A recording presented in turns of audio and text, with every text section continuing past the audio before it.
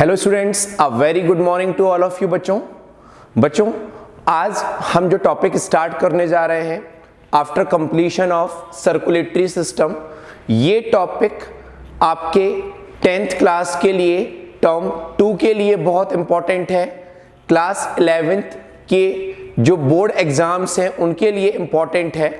और अगर हम बात करते हैं नीट पॉइंट ऑफ व्यू से तो this topic is very important और यहां से 2 से 3 क्वेश्चंस नीट एग्जाम में पूछे जाते हैं और वो क्वेश्चंस डायरेक्टली नहीं उठाए जाते इस चैप्टर से, they just ask conceptual questions. तो बच्चों जब हम बात करते हैं एक्सक्रीटरी सिस्टम की तो सबसे पहले बात आती है एक्सक्रीशन की।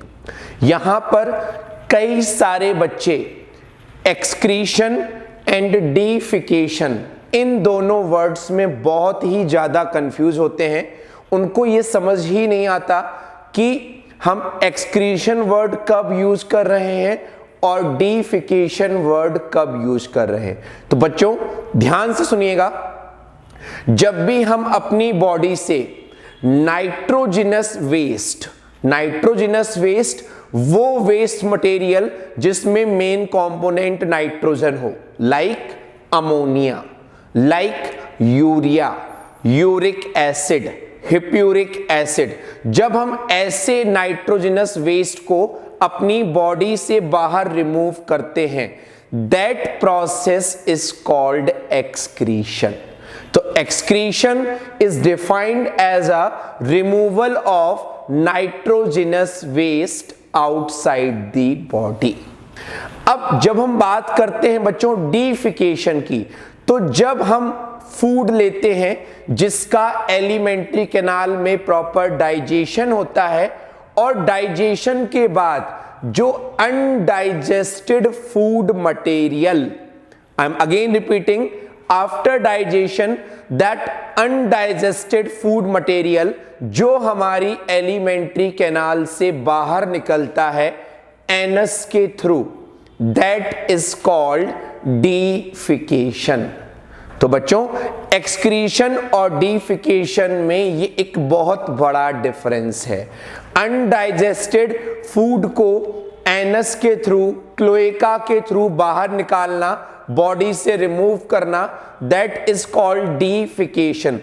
डीफिकेशन, फिकेशन मींस फीकल मैटर, और उसको रिमूव करना, दैट इज कॉल्ड डीफिकेशन।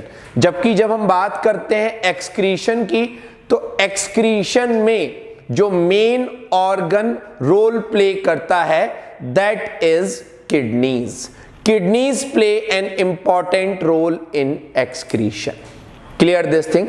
सो बच्चों एक्सक्रीशन और डीफिकेशन में ये एक मेजर डिफरेंस है। नाउ यहां पर एक वर्ड और बच्चों को परेशान करता है, दैट इज ऑस्मोरेगुलेशन। बच्चों ऑस्मोरेगुलेशन का सिंपल सा मीनिंग है हमारी बॉडी के बॉडी फ्लूइड के वॉल्यूम को मेंटेन करना। हमारी बॉडी में जो फ्लूइड प्रेजेंट होता है that consist of solute as well as solvent. अगर सॉल्यूट ज्यादा हो जाएगा that will be hypertonic, that will be high osmolaritic. जब अगर सॉल्यूट कम हो जाता है, सॉल्वेंट बढ़ जाता है, तो वो हो जाता है हाइपोटोनिक। उसमें सॉल्यूट कम होगा, दैट मीन्स उसकी ऑस्मोलैरिटी कम हो जाएगी। बट जो हमारी किडनीज हैं वो हमारी बॉडी से जो नाइट्रोजनस वेस्ट रिमूव करती हैं, वो इस वे में नाइट्रोजनस वेस्ट को रिमूव करती हैं सो दैट हमारी बॉडी की ऑस्मोलैरिटी मेंटेन रहे, हमारी बॉडी में सॉल्यूट और सॉल्वेंट का जो अमाउंट है, जो उनका रेशियो है, वो मेंटेन रहे। मैं आपको एक एग्जांपल देता हूं।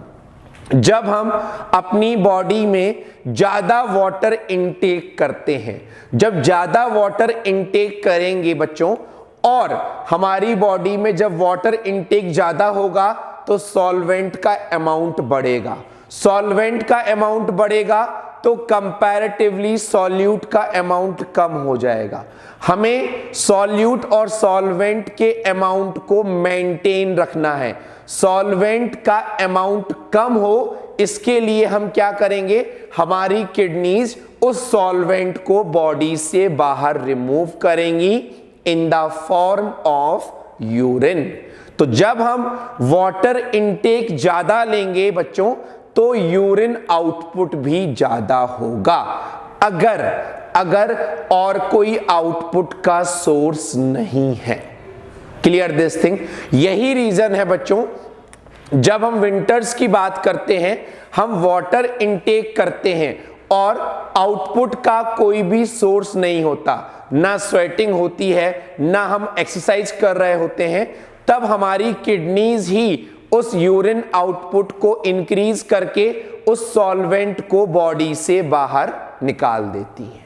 सिमिलरली जब हम वाटर इनटेक कम करते हैं, तब हमारी बॉडी में ऑलरेडी वाटर कम है, तो किडनीज यूरिन के आउटपुट को कम कर देती हैं।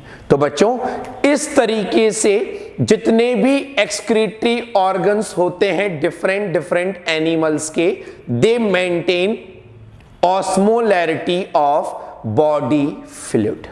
Clear these things. So one word is excretion.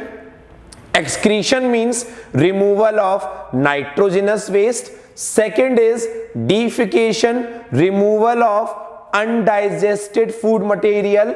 And third is osmoregulation, maintenance of osmolarity of body fluid. Clear all these points. Now, अब हम आते हैं एक्सक्रीशन पर। जब हम बात करते हैं बच्चों नाइट्रोजिनस वेस्ट की, तो नाइट्रोजिनस वेस्ट में जो 3 मेन कंपाउंड हैं हमारे, that is ammonia, that is urea and that is uric acid. Ammonia, urea and uric acid, ये 3 मेन कंपाउंड्स हैं हमारे, ammonia, urea and uric acid. Out of these 3 compounds सबसे ज्यादा toxic होता है ammonia. Ammonia is highly toxic nitrogenous waste. और बच्चों, जो कंपाउंड जितना ज्यादा टॉक्सिक होता है, उसके रिमूवल के लिए हमें उतने ही वाटर की नीड होती है, हमें उतने ही वाटर की नीड होती है जितना नाइट्रोजिनस वेस्ट टॉक्सिक होगा। तो among these 3 compounds, ammonia is highly toxic, उससे कम टॉक्सिक होता है यूरिया, और सबसे कम टॉक्सिक होता है यूरिक एसिड। तो अगर हम ऑर्डर ऑफ टॉक्सिसिटी की बात करते हैं, order of toxicity, order of toxicity, तो बच्चों अमोनिया इज हाईली टॉक्सिक, उससे कम टॉक्सिक होता है यूरिया, और उससे भी कम टॉक्सिक होता है यूरिक एसिड। नाउ, जो मटेरियल, जो कंपाउंड, जो एक्सक्रीटरी वेस्ट ज्यादा टॉक्सिक होता है, उतने ही वाटर की नीड होती है। Clear this thing. नाउ बच्चों, अब हम बात करते हैं यूरिया, अमोनिया और यूरिक एसिड के एक्सक्रीशन को या इन प्रोडक्ट्स को रिमूव करने वाले ऑर्गेनिजम्स को हम क्या कहते हैं। बच्चों, ये जो भी ग्रुप्स मैं आपको डिक्टेट करूंगा यहां पर इन ऑर्गेनिजम्स के बारे में, आपको ग्रुप के साथ साथ इन ऑर्गेनिजम्स के एग्जाम्पल्स भी याद रखने हैं। फॉर एग्जाम्पल, अगर मैं बोलता हूं क्लास मैमेलिया के मेंबर्स यूरिया प्रोड्यूस करते हैं, तो एटलीस्ट जब आपके सामने क्वेश्चंस में कुछ ऐसे ऑर्गेनिजम्स या ऐसे एनिमल्स आए जो आपको पता है कि क्लास मैमेलिया से बिलोंग करते हैं, that means they are producing urea, they are producing urea. Clear this thing. तो बच्चों देखो, वो ऑर्गेनिजम्स जो अमोनिया प्रोड्यूस करते हैं, they are said to be ammonotelic. They are said to be ammonotelic. और अमोनोटैलिक जो ऑर्गेनिजम्स होते हैं, उनमें जो सबसे पहला एग्जाम्पल आता है बच्चों, दैट इज बोनी फिशेज। तो बोनी फिशेज में हमें इनके नेम पता होने चाहिए। Then aquatic amphibia, aquatic amphibia, and then aquatic insects, aquatic insects. For example अगर हम बात करते हैं प्रॉन की, हम बात करते हैं क्रैब की, तो बच्चों ये वो इंसेक्ट हैं जो वाटर में प्रेजेंट होते हैं and they produce ammonia as a waste material. Clear this thing. Now the second is ureotelic.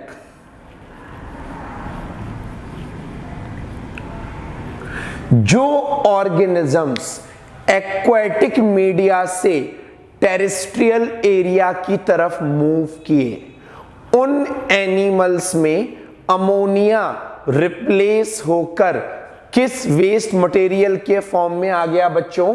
Urea. और ऐसे ऑर्गेनिजम्स को हम क्या बोलते हैं? यूरियोटैलिक। यूरियोटैलिक मैमल्स, हम लोग भी यूरिन के साथ या यूरिन के फॉर्म में यूरिया ही एक्सक्रीटरी वेस्ट के फॉर्म में बॉडी से रिमूव करते हैं। Mammals and terrestrial amphibia. Terrestrial amphibia में बच्चों फ्रॉग वगैरह आते हैं, तो frog is also ureotelic. Mammals, human being also uriotelic. Clear this thing? Now, the third one is uricotelic. Among all these nitrogenous waste, सबसे कम need होती है water की यूरिक एसिड को एलिमिनेट करने में। सबसे कम टॉक्सिक होता है यूरिक एसिड। और बच्चों यूरिकोटैलिक ऑर्गेनिजम्स में बर्ड्स आती हैं, रेप्टाइल्स आते हैं, लैंड पर रहने वाले इंसेक्ट्स आते हैं, एज वेल एज लैंड पर रहने वाले कुछ mollusc, land snails. All these organisms comes under the category of uricotelic. तो one is ammonotelic, second is ureotelic and third is uricotelic. This is about all these organisms and their excretory waste.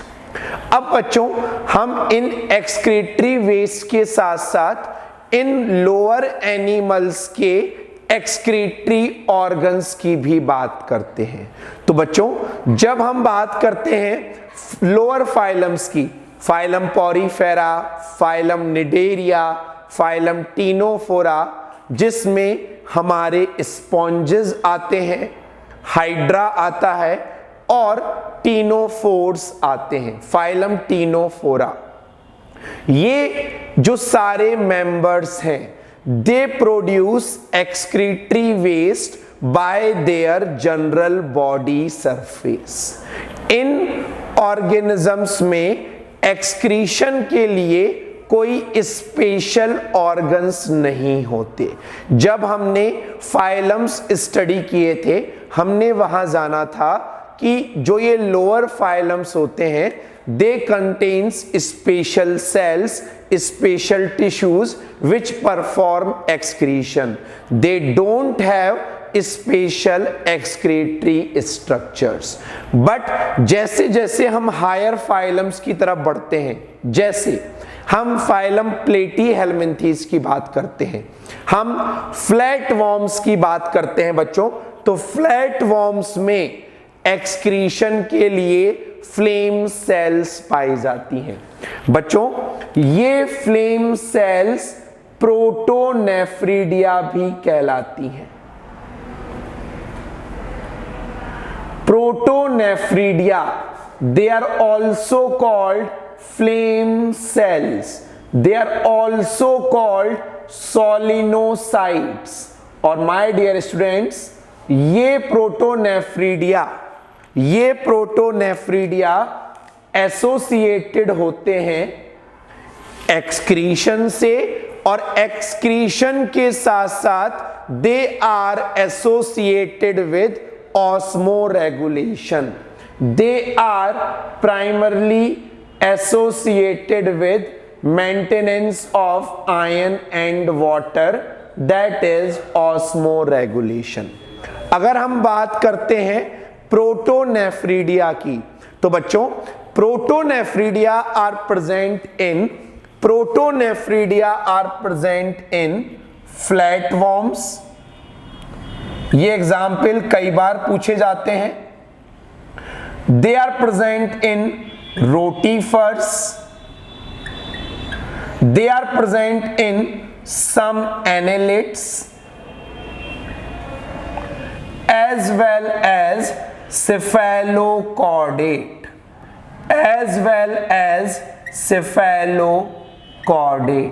cephalochordate chordata का एक lower phylum है जिसके members का name है amphioxus. तो बच्चों protonephridia are associated with osmoregulation, they are associated with excretion, and they are present in flatworms, rotifers, annelids and cephalochordate। Clear ये point. जब हम आगे बढ़ते हैं, हम बात करते हैं एस्कैरिस की।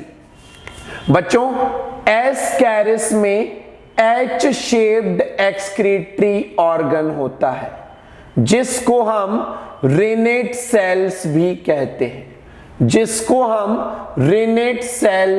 कहते हैं, they are present in phylum aschelminthes, ascaris round warm.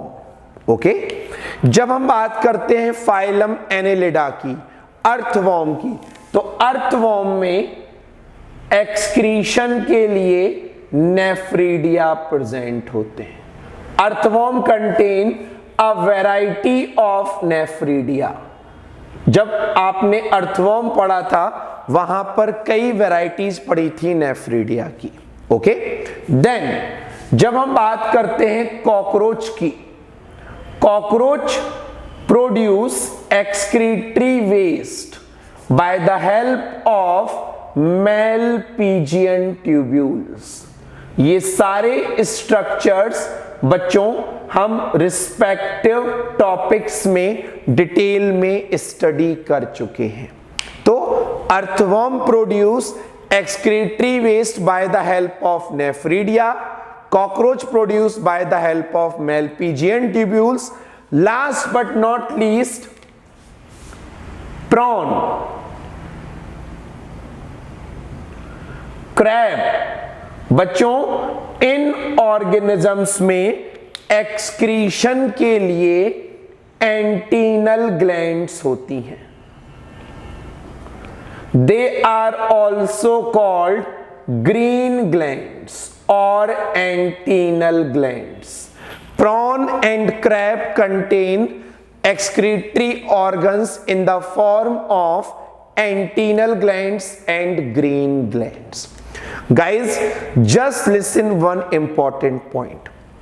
जितने भी excretory organs होते हैं, ये सारे के सारे excretory organs एक्सक्रीशन के साथ साथ हमारी बॉडी में ऑस्मो रेगुलेशन भी मेंटेन करते हैं।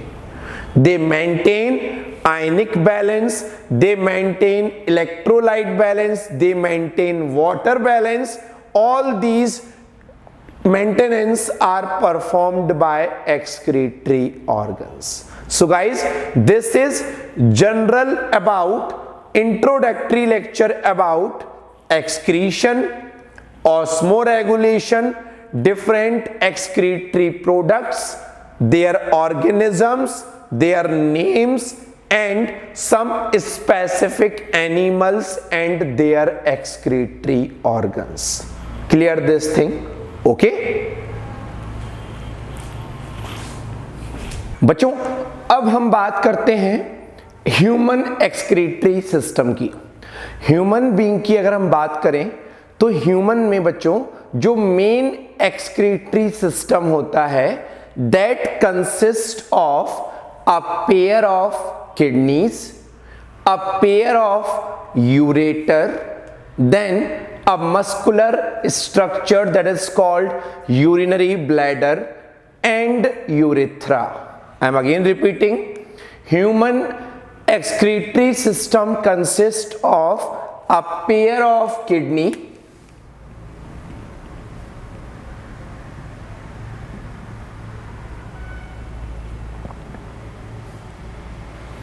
a pair of ureter, then a single urinary bladder and urethra. कुछ पॉइंट्स हम इन सारे स्ट्रक्चर्स के बारे में बच्चों जानते हैं। देखो बच्चों, जब हम बात करते हैं किडनीज की, kidneys are reddish brown in colour.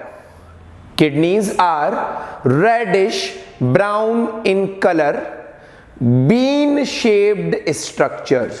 जो हम बीन्स खाते हैं उनके सिमिलर स्ट्रक्चर होता है, तो reddish brown in colour and bean shaped structures. कैसा स्ट्रक्चर होता है बच्चों? Bean shaped. ओके बच्चों, जब हम बात करते हैं किडनी की लोकेशंस की, ध्यान से देखो, kidneys are the paired structures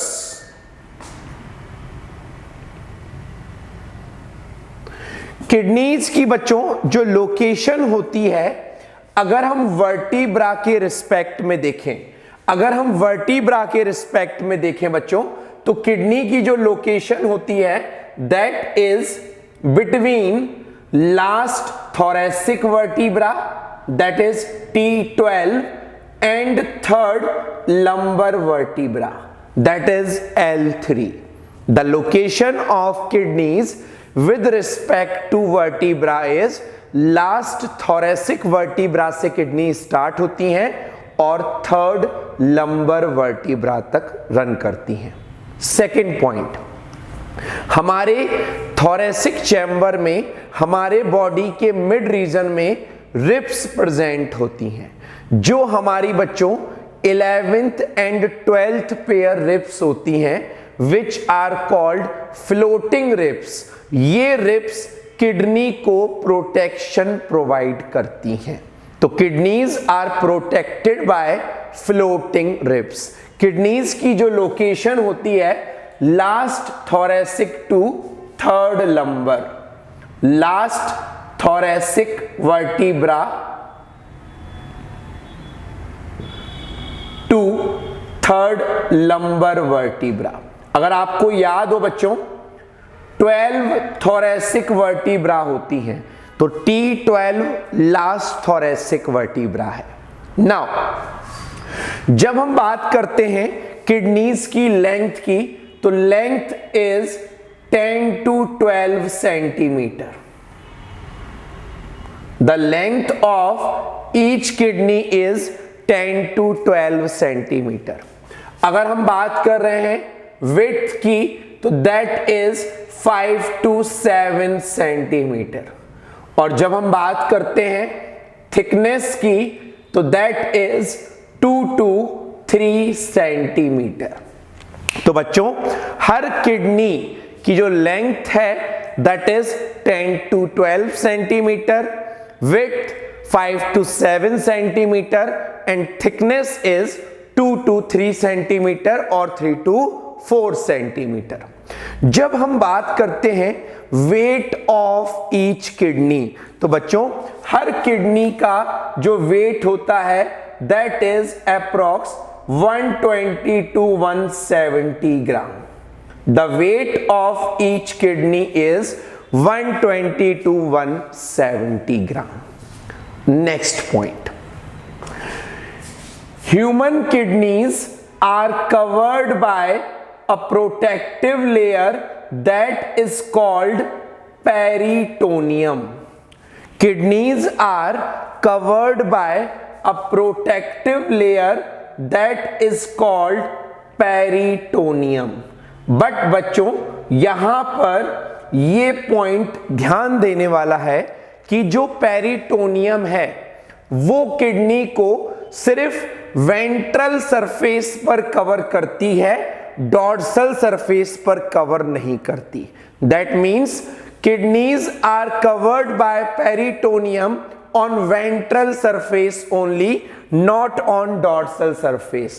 That's why kidneys are said to be retroperitoneal in position. Kidneys are said to be retroperitoneal in position. Kidneys are said to be retroperitoneal in position. Retro means होता है behind. Kidneys are located just behind the peritoneum. That's why kidneys are said to be retroperitoneal in position. Next point, in comparison to left side kidney, this one is a right side, this one is a left side. In comparison to left side kidney, right side की जो बच्चों kidney होती है that is somewhat lower. उसकी location left side के kidney के comparison में थोड़ा सा नीचे होती है, और उस किडनी की लोकेशन नीचे होने का रीजन है presence of liver on right side. In human body, right side contain liver. Due to presence of liver, right side of kidney is located at somewhat lower position in comparison to left side kidney. Okay, so this is about both kidneys. I am repeating all the points again. Kidneys are reddish brown in color, bean shaped structures. They are located between last thoracic to third lumbar vertebra. Length 10 to 12, width 5 to 7 and thickness 2 to 3 or 3 to 4 centimeter. The weight of each kidney 120 to 170 gram. Kidneys are retroperitoneal in position. That means kidneys are located just behind the peritoneum. Retroperitoneal in position. Understood? And the last point, the location of right side kidney is somewhat lower than left side kidney due to presence of liver. Understood? From both kidneys, a pair of tubular structures arise which are called ureter, which are said to be ureter. Ureters are the tubular structures which actually carry urine from kidney into urinary bladder. Understood? Now, urinary bladder में urine आकर store होता है. Urinary bladder में urine आकर store होता है, और जब यूरिनरी ब्लैडर कंप्लीटली फिल हो जाता है तो that urine comes outside through urethra. That urine comes outside through urethra.